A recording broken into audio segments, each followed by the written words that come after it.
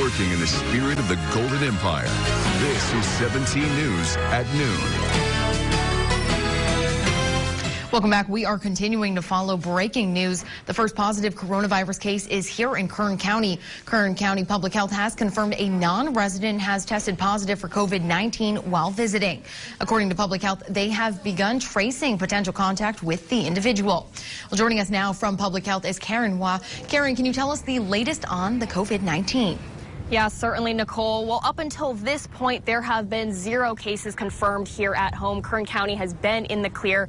But today, that changed. One person did test positive for COVID-19 while visiting Kern County. That means they are a non-resident. They do not live here. They live in another city or county. So Public Health is technically not considering them a Kern County case. Public Health will not disclose exactly where that person is from, what their age or what their gender is. That, of course, is out of HIPAA protections and privacy protections for that patient. But Public Health is still trying to determine whether this person got this virus while in Kern County or while in another city. Public Health has found 5 household contacts so far. They're continuing to track exactly who else this person has come into contact with and to test them, monitor them as well. This person is now in self-isolation at least for 14 days. They'll be inside a home in Kern County. Now, despite this case, Public Health still wants to reiterate that the risk for transmission in Kern County remains low, but that doesn't mean you shouldn't take precautions.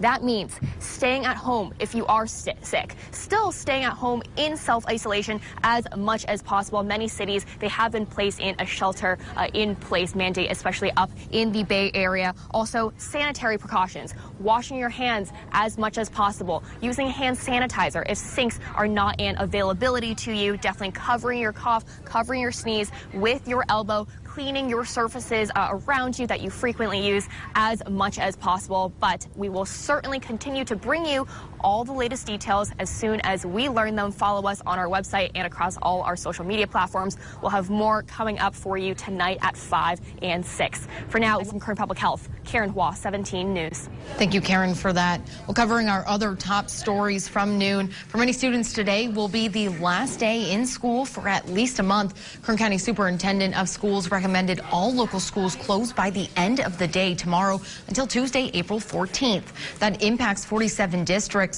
Many districts are choosing to close after today. Some of these schools along with BC and CSUB have moved classes online. Many districts will offer learning packets and online lessons during the closure. St. John's Lutheran schools are closed yesterday. And this all comes after Governor Gavin Newsom asked all California school districts to close. And a state of emergency was officially declared in Kern County. This is the most severe course of action the county has taken yet to combat a potential spread of the virus. This means the vast majority of county employees will be staying home as a precaution in order to prevent the spread of coronavirus. All county buildings will remain closed until April 13th. Chief Administrative Officer for the county, Brian Alsop, said people should be concerned with the economic impact of this county-wide emergency, but adds people should not panic. The sheriff's and fire department will also continue its operations as normal. Other essential services that will remain open include public safety, airports, behavioral health and recovery services, the district attorney's office, and the recorder assessor's office. Well, in your crime watch, a 10-year-old boy may have helped police find a key piece of evidence in the man's death last week. Last week, police arrested 2 men, Darius Poole and Amino Oliver, accusing them of gunning down 21-year-old Joshua Roca in southwest Bakersfield. Police asked for help finding the gun allegedly used in the shooting. BPD says a boy found it in his backyard yesterday and fired it accidentally, thinking it wasn't real. No one was hurt. Well, police say officers came to take the weapon. They searched the backyard and reportedly found more items that belonged to one of the suspects. And a violent crash in southwest Bakersfield serves as a reminder not to drink and drive. Here's video of the crash on Ash Road last night. BPD says a car and truck collided around 7:45. The driver of the truck was turning onto Ellis Avenue when it was hit by the car. Officers at the scene say alcohol was likely a factor for both drivers. Initially, we thought that the injuries were going to be a little bit more significant than they are. Fortunately, and it's a blessing, the injuries at this time are only moderate. No one was seriously hurt in the crash. An investigation into the crash is still ongoing at this time, and we'll make sure to bring you the latest information as it becomes available. Well, look around town. The Taft Correctional Institution has another month to find an alternative to closure. The Management and Training Corporation, which runs the prison, has confirmed that the Federal Bureau of Prisons has allowed the prison to operate for another month and find a solution to avoid closure. The prison previously had been given a deadline of March 30th to find an alternate, but the Bureau of Prisons had announced last year that it would be closing the prison in January, laying off more than 300 employees.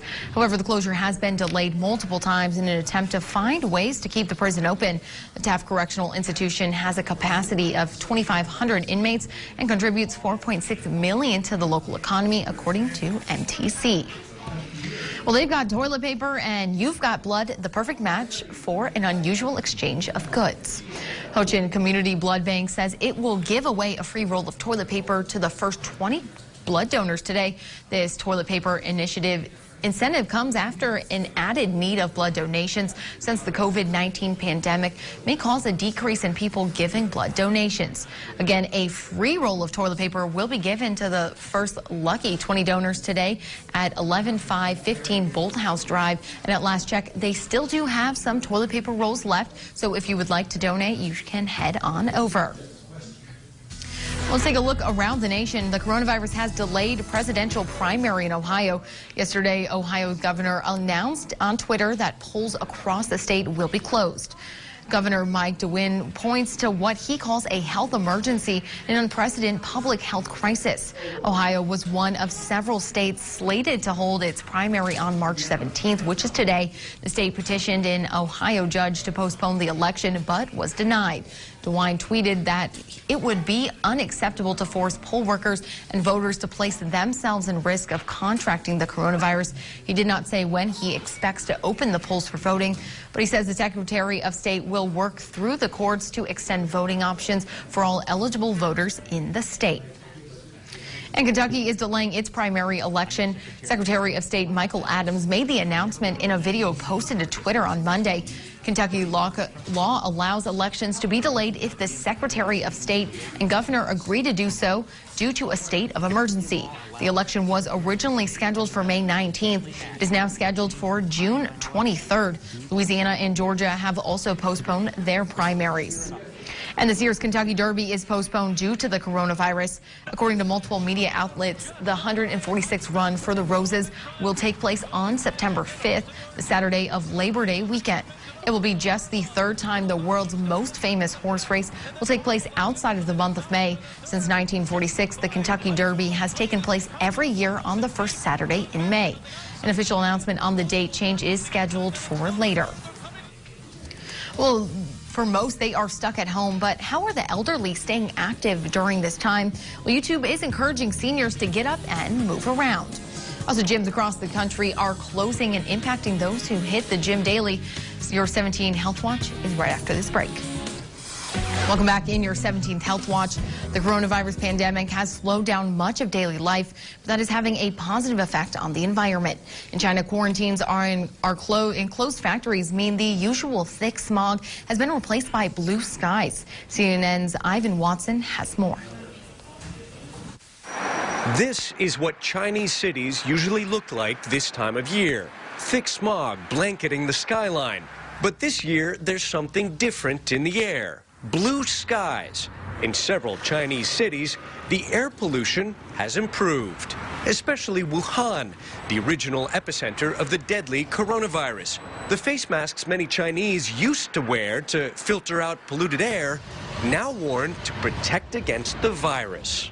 NASA and the European Space Agency released satellite images from January showing Wuhan's nitrogen dioxide levels and the dramatic drop in February after 11 million people there were quarantined. CO2 emissions for the past 4 weeks are down by at least 25% because of the measures to contain the coronavirus. For the world's biggest polluter, that could mean a drop of 200 million tons of carbon dioxide. This is more dramatic than anything else that I've seen in terms of the impact on emissions, but of course the impact on people's lives and the economy was equally dramatic.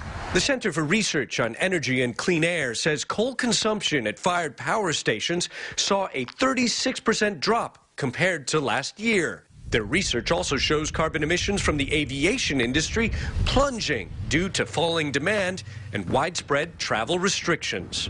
But Greenpeace says improved environmental conditions may be temporary if China ramps up industrial output to boost the economy. The political attention of the Chinese leaders will be distracted in the short term, to clamp down the outbreak of the coronavirus, and that might distract them from other important social economic issues, including the need to fight climate change. In neighboring Hong Kong, air quality has also improved as the virus triggered partial shutdown. There are lots of people who work from home, and that reduced the traffic volume and reduced the traffic congestion. Activists like Patrick Fung have been warning about the long-term impact of air pollution in his home city for years. His Clean Air Network released this dramatized public health warning. There's a 1,500 premature deaths 1 year alone in Hong Kong that is caused by air pollution. Now Fung says this brief period of clean air should be a wake-up call. If we want the children, the elderly who could live healthily in Hong Kong, then we should think about how to make business as usual to change. There's nothing business as usual about a global epidemic that's claimed thousands of lives. But in the short term, this public health crisis for humans may actually be helping the environment. Ivan Watson, CNN. Well, staying healthy while minimizing exposure to the new coronavirus as a high-risk group, some elderly residents at a nursing home in Japan are turning to YouTube to keep their bodies in motion. Waving their arms and stomping their feet, Japanese seniors are exercising indoors and avoiding exposure amid the outbreak with the help of a new YouTube video. Elderly people are especially vulnerable to serious effects of the virus. Like many countries, including the U.S., Japan has closed schools and canceled public events to stop further transmission of COVID-19. The exercise video was made available to the public by elderly care home operator Human Life Care this month. It keeps the viewers moving for about 5 minutes, featuring exercises and stretches designed to boost blood flow and strengthen the feet and back muscles. Japan has the world's oldest population, with more than 28% over the age of 65. And Woolworths, one of Australia's two major grocers, introduced an exclusive shopping hour for the elderly and those with disabilities today. The change comes after scenes of aggression and panic buying due to the coronavirus pandemic were seen across the country and allowed the elderly and disabled to shop in less crowded aisles. Some shoppers were happy with the exclusive shopping hour. Others walked away empty-handed as some stores remained low on stock of items such as toilet paper. Well, for a lot of people, staying healthy means eating right and hitting the gym. But in San Francisco, staying healthy right now means avoiding the gym. Gyms all over the city have to shut their doors for the next 3 weeks as part of the battle against the coronavirus. Jason Dummis has more on what life will look like when things are back to normal. For many, working out is an essential part of their daily schedule. Right now, 6 days a week. It's definitely like a pretty big kind of part of my life. And I think it really helps. Obviously, there's, health, physical benefits, right? But also, I think it helps a lot with mental health. SF Iron is one of many gyms that will shut its doors for the next 3 weeks, starting on March 17th. It has left staff scrambling to take measures to stay afloat. Right now, we're trying to get ahead of that by offering different products for clients. So we do all in-person coaching in here. So one of the things that we're offering clients is remote training during this time. But a lot of the other gyms that clients go to are closed too. So we're trying to find other options for people. The clients at SF Iron say they're like a little family, and they are worried about their gym getting through this. I have it pretty good. I have, like a stable job right now, and I get to come here and work out. But kind of more concerned for, other people who are like really suffering from this. People who work at gyms, for example, people who work at restaurants, that type of thing. But Garza is optimistic about the future for his gym and his clients. I think the actions that the city is taking right now are appropriate. And yeah, we'll be here in 3 weeks. So whenever we open back up, we'll get you back into training. I know some people can catastrophize. And here we have a lot of clients who've worked really hard to get really strong, and a lot of people were afraid of losing their gains, losing the strength that they've gained. But it comes back really fast, and the amount that they're going to lose is insignificant compared to the overall investment that they've already put in. And other gyms around the country, including here, have decided to close their doors too. Well, today, Tom Brady says on Twitter, my football journey will take place elsewhere. Brady entered free agency after last season, and his future as a Patriot has been in doubt ever since. But Brady did not say where he will go next. It's left to be determined. Well, Amazon announces they are prioritizing what goes out of their distribution centers. All medical-related products will be the first out. Also, Uber announces a change to their services. They are suspending all pooling services. We'll have those stories right after the break. Well, Amazon is telling third-party merchants it will temporarily prioritize household staples. That includes medical supplies and other product categories in response to a surge in demand from the coronavirus outbreak. The change went into effect today and is expected to last until April 5th, according to a document obtained by CNBC.